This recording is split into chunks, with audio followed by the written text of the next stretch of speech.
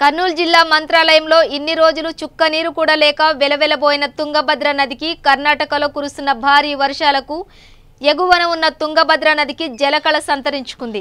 గలగల తుంగభద్రమ్మ కదిలి రావడంతో సాగునీరు కోసం ఎదురు చూస్తున్న రైతులు ప్రజల కళ నెరవేరింది. పరవళ్లు తొక్కుతూ తుంగభద్ర కదిలి రావడంతో చూడటానికి భారీగా ప్రజలు తరలివస్తున్నారు.